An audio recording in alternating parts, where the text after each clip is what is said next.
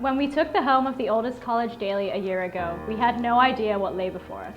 The new residential colleges were little more than steel frames emerging from the ground, their namesakes unknown.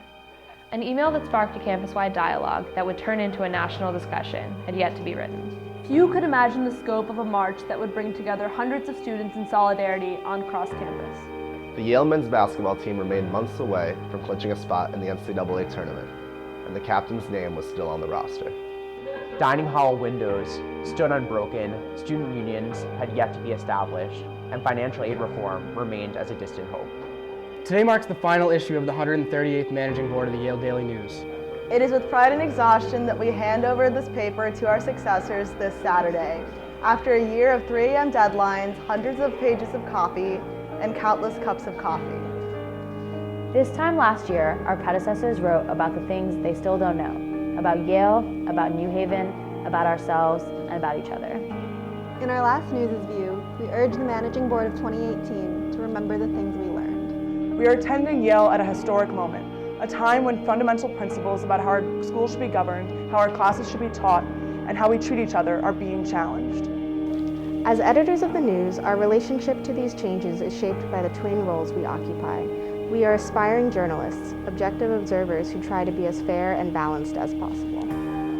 But we are also students and enmeshed within the fabric of this community with an active stake in its flourishing. In balancing these two responsibilities, we haven't always gotten it right. Last fall caught us by surprise, both as a newspaper and as students. We sometimes failed to include the voices that were most critical to the stories we needed to tell. We oversimplified nuanced arguments. We played catch-up on important issues when they finally bubbled to the surface, after simmering for months, years, and even decades. We recognize that for all the valuable reporting we did over the course of 125 issues, there is still so much truth we left uncovered. But just as Yale emerged from a period of pain and conflict, committed to doing better, so have we. Earlier this week, we announced the Yale Daily News Foundation Stipend Program, the culmination of years of effort to ensure that our staff is made up of reporters of all backgrounds, not just those who can afford to prioritize a tight deadline over a campus job.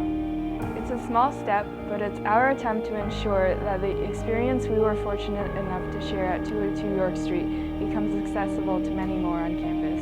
The News will continue to face the daunting task of recording what it is like to be a Yale student at this precise moment in time. A moment that will amount to less than a tick mark in the scheme of Yale's history.